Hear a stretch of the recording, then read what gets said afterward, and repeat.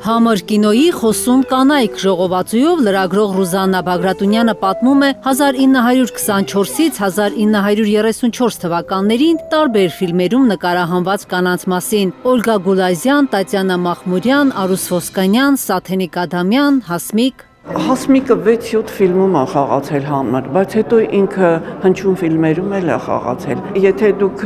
որևէ մեկինը վերցնեք ու կարդաք, հատկապես այդ հետագիծ ունեցող դերասանուհիները, դուք կտեսնեք, որ այն գնահատականները, որ ժամանակին գրել են իրենց մասին եւ իրենց կենսագրականները, այնպես միահյուսվել են, որ իսկապես որ կարդում ես, մի անգամից դու տեսնում ես այդ կինո, ով է եղել, ինչ է խաղացել, ինչպես է անցել կինո, շատ սահուն է եղել, որովհետև չափազանց տաղանդավոր, ճաշակով, շնորհալի կանայք են եղել բոլորը։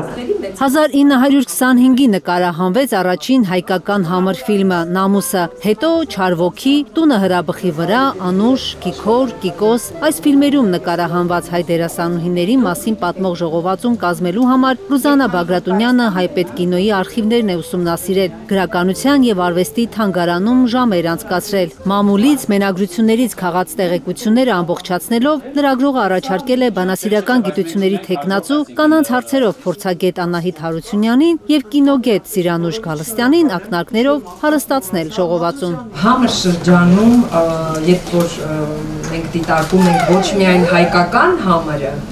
այլև այն, որ չնայած այն բանին, որ անգամ երբ պետականություն չենք ունեցել, երբ շատ դժվար ողբերգության, ցեղասպանության միջով անցած եւ ունենալ այդպիսի առաջադեմ կանայք,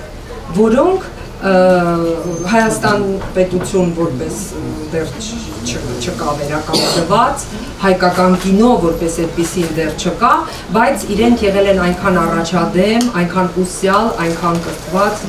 Համր կինոյի խոսում կանայք ժողովածուի դիզայնով զբաղվել է Լիլիթ Հալթունյանը։ Շուրջ 250 լուսանկար է օգտագործվել գրքում։ Դերասանուհիների լուսանկարները մշակելիս առաջնորդվել է մեկ սկզբունքով՝ ժամանակակից մեթոդներ կիրառել, բայց չմաքրել հնության փոշին։ Այս թիմային աշխատանք էր, Ռուզաննայից եկել է շատ մեծ ոգեշնչում ինձ, ես դա ուղղակի վիզուալ արդեն տեսել եմ, երբ որ ինքը խոսել է գրքի մասին, ես վիզուալ տեսել եմ գիրքը,